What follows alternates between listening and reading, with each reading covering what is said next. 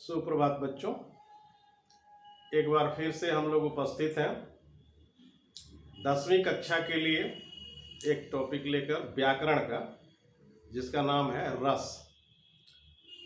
जैसा कि आप जानते हैं, व्याकरण में मात्र 4 टॉपिक्स पढ़ने हैं। 16 अंक के 4 अंक के 4 टॉपिक हैं। पहला टॉपिक है वाक्य 4 अंक, वाच्य 4 अंक, पद परिचय ये भी 4 अंक और रस 4 अंक। तो कुल मिलाकर 10th यानी 10वीं कक्षा के लिए 16 अंक के व्याकरण पढ़ने हैं। उनमें से आज हम शुरू कर रहे हैं रस। हालांकि ये रिवीजन क्लास है, फिर भी हम इसको विस्तार से बताएंगे, क्योंकि व्याकरण का कोई शॉर्टकट होता नहीं है और इसलिए हम विस्तार से जानेंगे रस क्या है और उसके कितने भेद हैं। तो देखते हैं बोर्ड पर रस के बारे में। सबसे पहले हम देखेंगे रस के अवयव। तो रस के अवयव जो है मात्र 3 बताए गए हैं: भाव, विभाव और अनुभाव। लेकिन सबसे पहले हम रस की परिभाषा जानेंगे जो भरत मुनि ने दिया है। भरत मुनि के अनुसार रस का जो सूत्र है उन्होंने इस प्रकार दिया है: भावा विभावानुभाव व्यभिचारी संजोगाद्रस निष्पत्ति। विभावानुभाव व्यभिचारी संजोगाद्रस निष्पत्ति, अर्थात विभाव, अनुभाव तथा संचारी भाव के संयोग से रस की उत्पत्ति या निष्पत्ति होती है। साधारण भाषा में अगर हम जाने तो रस की परिभाषा यह है कि हमारे मन के अंदर कई प्रकार के भाव छुपे रहते हैं। वे भाव जब हमारे मन में प्रकट होने लगते हैं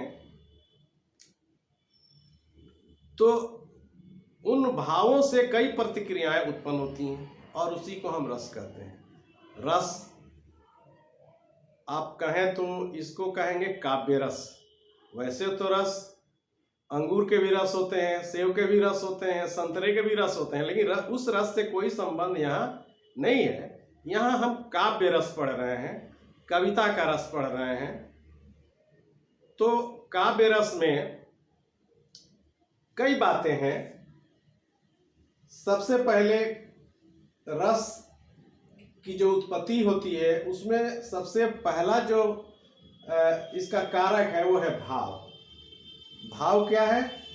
तो जो हमारे मन में अस्थायी रूप से बैठा रहता है उसको भाव कहते हैं। भाव हर व्यक्ति के मन में कई प्रकार के भाव होते हैं। जैसे यहाँ पर लिखा हुआ भी है, रति का यानी प्रेम का भाव, शोक का भाव, उत्साह का भाव, घृणा का भाव, निर्वेद का भाव, हास यानी हंसी का भाव, क्रोध का भाव, भय का भाव, आश्चर्य का भाव, वत्सलता का भाव, बच्चों से जो प्यार होता है उसको वत्सल्यता कहते हैं। उसके बाद ईश्वरीय प्रेम होता है, वह भी भाव हमारे अंदर होता है, या भगवत रति कहते हैं। ये सारे भाव हमारे अंदर स्थिर हैं। हर व्यक्ति के मन में स्थिर होता है, लेकिन समय समय पर वही भाव जागृत हो जाता है, जग जाता है। तो इन भावों से रस की उत्पत्ति होती है। जितने भाव यहाँ 11 भाव हमने लिखे हैं, इन 11 भावों से 11 रस की उत्पत्ति हुई है और यही 11 रस हमें पढ़ने हैं। रति से श्रृंगार की उत्पत्ति होती है, रति भाव से, यानी रति मतलब प्रेम। तो रति से श्रृंगार रस की उत्पत्ति होती है। शोक से करुण रस की उत्पत्ति होती है। उत्साह से वीर रस, घृणा से विभक्त रस, निर्वेद से शांत रस, हास से हास्य रस, क्रोध से रौद्र रस, भय से भयानक रस, विस्मय या आश्चर्य से अद्भुत रस, वत्सल से वात्सल्य रस और भगवद रति या इष्ट देव विषयक रति से भक्ति रस की उत्पत्ति होती है। तो ये 11 भावों से 11 रस की उत्पत्ति होती है और इन्हीं 11 रसों के बारे में हमें जानना है। दिख रहा है ना बोर्ड पर। अब हम देखते हैं जो रस के अवयव हैं उनको एक बार फिर से। रस के 3 अवयव भाव, विभाव तथा अनुभाव। तो भाव क्या है आपने समझ लिया कि जो हमारे मन में स्थिर होता है भाव। अभी मैंने 11 भाव के बारे में बताया, क्रोध या भय या विस्मय, वत्सलता, रति, शोक, उत्साह, ये सब भाव है। तो भाव पहला हो गया जो आप समझ गए। दूसरा है विभाव। तो भाव से जो अन्य भाव उत्पन्न होते हैं उसको विभाव कहते हैं। भाव से भाव उत्पन्न होना, यानी हमारे मन में प्रेम की भावना है या क्रोध की भावना है, तो क्रोध की भावना अंदर है, लेकिन उत्पन्न कब होगा? जब हमसे किसी के साथ प्रतिक्रिया होगी, कोई विवाद होगा, तो भाव जो है उत्पन्न क्रोध का हो जाएगा। तो भाव से जो भाव उत्पन्न होता है उसको विभाव कहते हैं। भाव से उत्पन्न विशेष भाव को विभाव कहते हैं। और इसके 3 भेद माने गए हैं, आश्रय, आलंबन और उद्दीपन। आश्रय, आलंबन और उद्दीपन, ये विभाव के 3 भेद बताए गए। तो आश्रय क्या है? जिसके मन में भाव उत्पन्न हो, जिसके मन में भाव उत्पन्न हो उसे आश्रय कहते हैं। जिसको देख करके मन में भाव उत्पन्न हुआ आलंबन कहते हैं। और जिसके कारण जगा हुआ भाव और भी तेज हो जाए, और भी तीव्र हो जाए, उसको उद्दीपन कहते हैं। इसको एक साधारण उदाहरण से समझा जा सकता है। जैसे मान लीजिए एक माँ अपनी बेटी के विदाई के समय भावुक हो जाती है, इमोशनल हो जाती है। तो माँ का इमोशनल होना, माँ ही केंद्र बिंदु है, तो माँ हो गई आश्रय। तो माँ के मन में भाव उत्पन्न हुआ बेटी के प्रति, रोने जैसा मन होने लगा, तो उसने क्या किया? बेटी को गले से लगा लिया। तो माँ हो गई आश्रय और बेटी हो गई आलंबन। जिसके मन में भाव उत्पन्न हुआ हो गया आश्रय, और जिसको देख करके भाव उत्पन्न हो गया आलंबन। और माँ और बेटी जब गले मिले तो दोनों फपक करके रोने लगी। तो जब दोनों रोने लगी तब हो गया उद्दीपन। बात समझ में आई? आश्रय जिसके मन में भाव उत्पन्न हुआ माँ, आलंबन जिसको देखकर भाव उत्पन्न हुआ बेटी, और दोनों के मिलने से जो फपक करके रोना हुआ वो हो गया उद्दीपन। उद्दीपन उत्प्रेरक को कहते हैं, जो जिससे भाव और भी तेज हो जाए। तो भाव और भी तेज हो गया मतलब दोनों रोने लगे, तो ये हो गया उद्दीपन। अब आप इसको एक दूसरे उदाहरण से समझ सकते हैं। जैसे मान लीजिए कि कोई व्यक्ति किसी जंगल के रास्ते से जा रहा था, पगडंडी थी, पतली सड़क थी, रास्ते से जा रहा था। रास्ते में अचानक एक सांप आ गया सामने।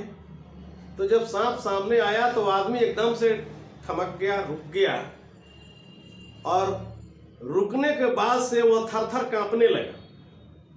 पीछे मुड़ करके भी जाना चाहता था, भागने की कोशिश कर रहा था। तो यहाँ 2 चीजें हैं, एक है व्यक्ति जिसने सांप को देखा, और दूसरा है वो सांप जिस व्यक्ति ने उस सांप को देखा। तो जो व्यक्ति देखा उसी के मन में भाव उत्पन्न हुआ, क्या? डर का भाव उत्पन्न हो गया। तो जिसके मन में उत्पन्न भाव हुआ वो हो गया आश्रय, वह व्यक्ति हो गया आश्रय, सांप हो गया आलंबन, और सांप को देखकर जो मन में भाव उत्पन्न हुआ, थरथराहट हुई, कंपन होने लगा, वो हो गया उद्दीपन।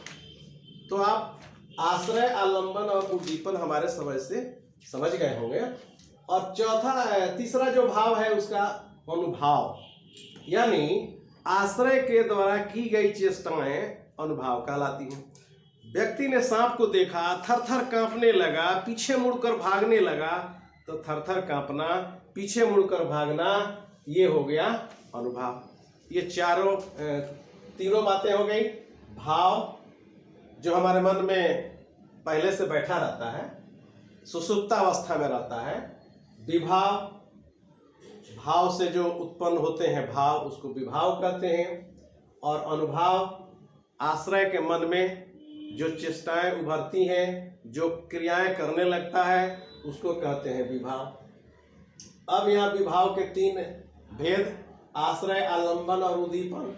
आश्रय जिसके मन में भाव उत्पन्न हुआ, आलंबन जिसको देख करके भाव उत्पन्न हुआ, और उद्दीपन देख करके जो प्रतिक्रियाएं होने लगी, उस व्यक्ति के मन में जो भाव तीव्र होने लगा, उसको उद्दीपन कहते हैं। तो ये बातें हो गई।